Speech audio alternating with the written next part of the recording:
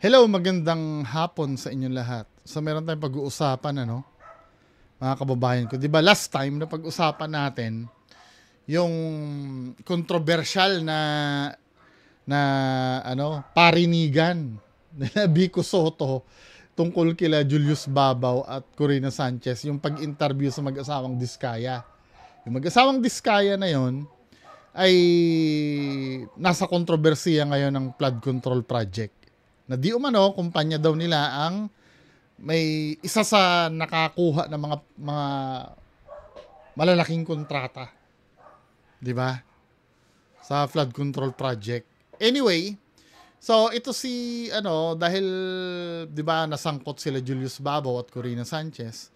Sumaklolo ito si Sir Arnold Clavio. 'Di ba? Pumalag siya kay Vico Soto. So ito yung sinabi ayon dito sa balita, pinublish kailan ba ito pinublish? August 22, 2025. Arnold Clavio kay Vico Soto, wag kang magtago sa mga pasaring. Ironic, no? 'Di ba sa DZBB, kayo nung buhay pa si Sir Mike Enriquez noon, panay nga kayo blind item dun eh. Puro kayo, sino itong politician na to, na ganyan-ganyan. 'Di ba? Tapos ngayon, sasabihin mo, wag magpasaring. Sir Arnold Clavio naman, di ba? Naglabas ng saloobin bilang isang mamamahayag ang radio at television newscaster, journalist at TV host na si Arnold Clavio kaugnay sa issue sa pagitan ni Pasig City Mayor Vico Soto, Julius Babaw at Corina Sanchez. Sa Instagram post na ibinahagi ni Clavio ngayong Biyernes, August 22. So, isang araw to, tinutukoy niya ang ilang mga sinabi ni Mayor Vico mula sa kanyang Facebook post kagabi patungkol sa mga journalist na di umano'y tumatanggap ng bayad kapalit ng interview. Mayor, kung mayroon kang matibay na ebidensya kina Babaw at Sanchez na nagpabayad sa mag-asawang Diskaya para sila ay makapanayam, ilantad mo na. Ani Clavio. Actually, inamin ng Rated Corina yan na may payment. Ito, panoorin natin itong video na to ay saan ba itong video na to? Wait lang. Ito ang video na to ay galing sa ANC. No? Hinanap ko lang yung link Wait lang ha. Sinasabi dito, pakinggan natin,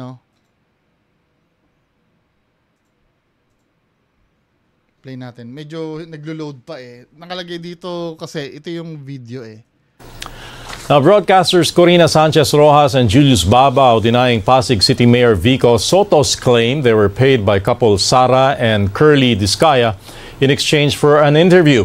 The Pasig mayor earlier called out the TV personalities for featuring the Diskayas, whom he described as contractors entering politics.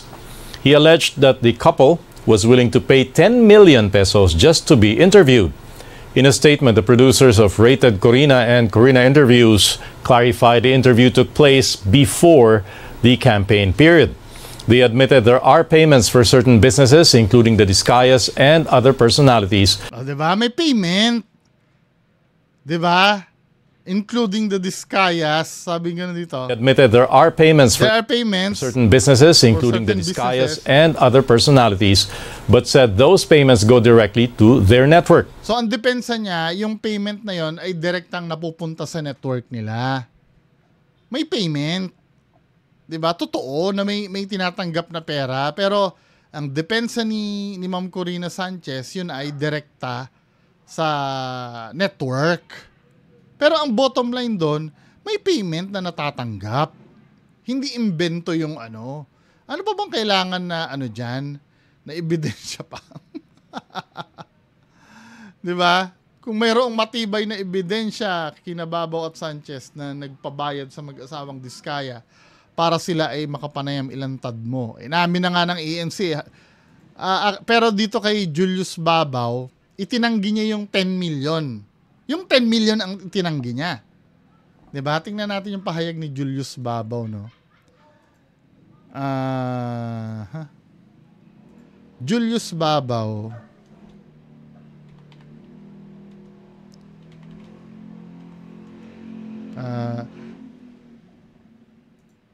Itinanggi niya yung 10 million Pero ang hinahanap kong word, tinanggi ako na tinanggi na may binayaran. 'Di ba? Ito Katulad nito, nakalagay dito, Julius Babaw, ayon dito sa Showbiz Chika, Julius Babaw, tinangging tumanggap siya ng 10 million kapalit ang Diskaya. Yung 10 million, tinatanggi niya. 'Di ba? Pinalagan ng TV5 Frontline Pilipinas News Anchor na si Julius Babaw ang pahayag ni Mayor Vico Soto na nakatanggap siya ng pera. O, tingnan natin ito.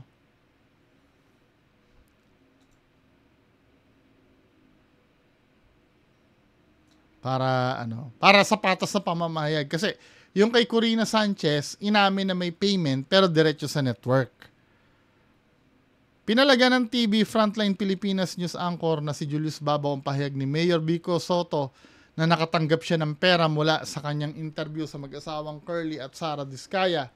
Matatandaan, isa ang broadcaster sa naglabas ng interview sa mga Diskaya sa kanilang YouTube channel kung saan ibinahagi ang kwento ng mga Diskaya na nagsimula sa hirap.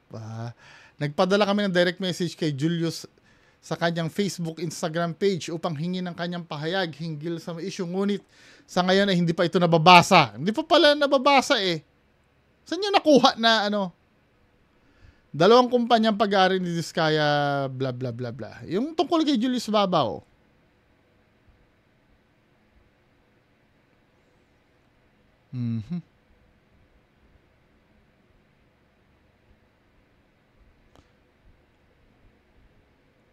Oh, hindi pa pala nila na interview pero sinasabi nyo tumanggi si Julius Babaw. Ano ba? Yung alam ko tinanggi niya yung 10 million. Ito ang sinabi ni Julius Babaw. Walang katotohanang may 10 million na involved for this interview. Nung mangyari ang interview, wala pang nabanggit na plano ang mag-asawa na papasukin nila ang politika. Ang nais nila noon ay ma-share ang kanilang success story sa publiko. No-brainer na yan. Diyos ko naman. Sir Julius Babaw, bakit out of nowhere biglang kailangan nilang magganyan?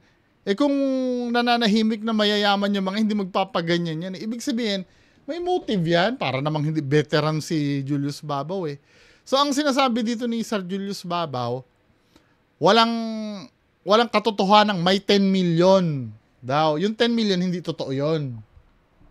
'Di ba? Na involved. Pero hindi niya sinabi yung word na walang katotohanan na may bayaran. 'Di ba? Technicalities ito. Walang bayaran na nangyari. Now, continue natin, So, yun yung mga nakalap nating sagot nito kasi matipid si Julius Babaw sumagot 'Di ba?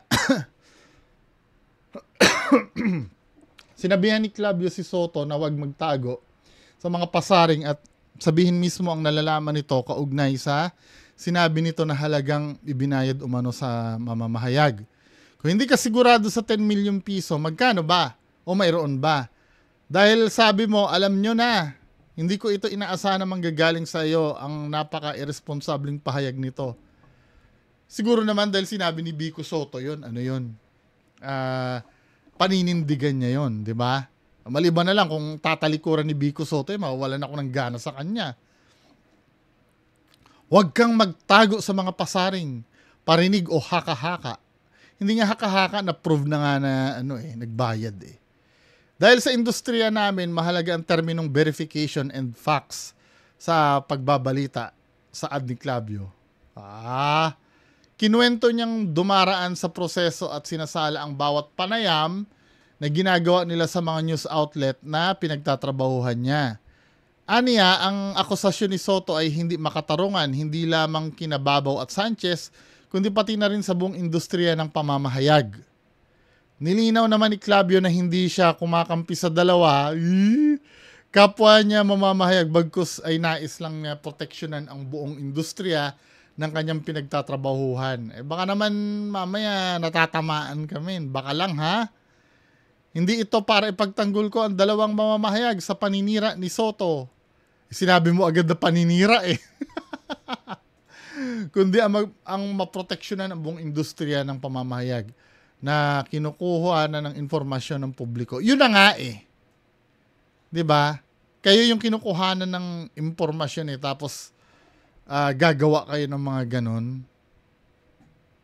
Tapos papalusan na public interest daw kasi. 'Di ba? Hindi naman public interest yung mga diskaya eh.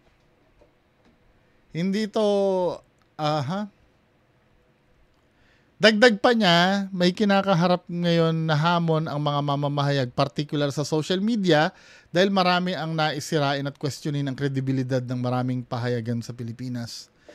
Pinayuhan ito na wag na lang makisawsaw si Soto sa mga kaganapan ng mapanganib na panahon dahil lamang sa political umano nitong interes. Diba? Parehas tayo ng layunin, magkaroon ng malinis na gobyerno. Pero huwag mo namang isingit sa kamalayan ng mga Pilipino na ikaw lang ang malinis at matuwid. Ika ni Clavio. Parang masyado na itong pagiging defensive ni Arnold Clavio ah. Diba? Ano na yan? Proven na yan na may mga media talagang binabayaran. Diba? Proven na yan. Yun na nga lang eh, inamin na nga mismo ni, hindi man yung reporter ang binabayaran, yung network tumatanggap, 'di ba? Tapos ito pa saan ko ba napanood ito? May naglahad din yan dati eh. Pag press conference daw, may mga sobre pala yung mga yan. Pag press conference. May natatanggap silang sobre. Kung ano yung laman ng sobre na yun, hindi ko alam.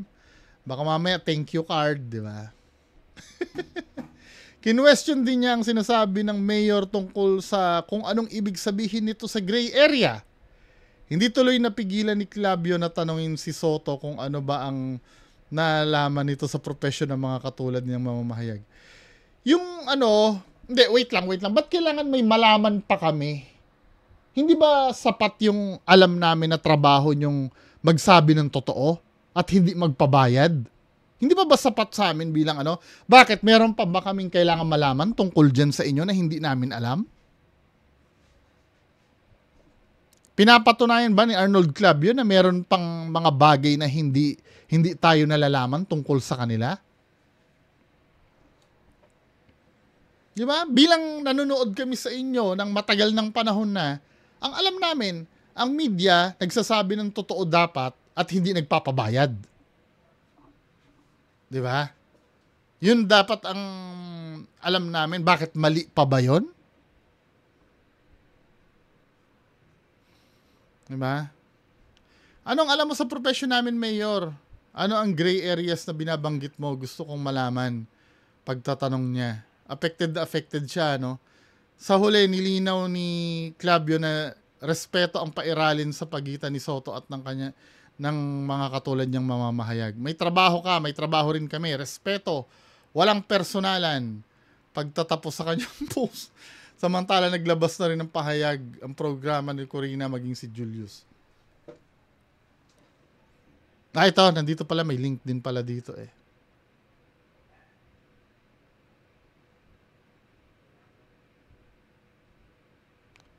Walang katotohanang may 10 million na involved for this interview. Ang layunin ng vlog nito ay ma-inspire ang mga taong posible maging matagumpay kung magsisipag lang at didiskarte sa buhay. Ito yung sinabi, Wala namang sinabi diyan tinanggihan yung bayad eh. Sinabi lang, walang katotohanan yung may 10 million. Yun lang. Masyadong yun eh. Masyadong malawak yung yung pahayag na yun eh. Pwede kasing may bayaran, kaya lang hindi 10 million.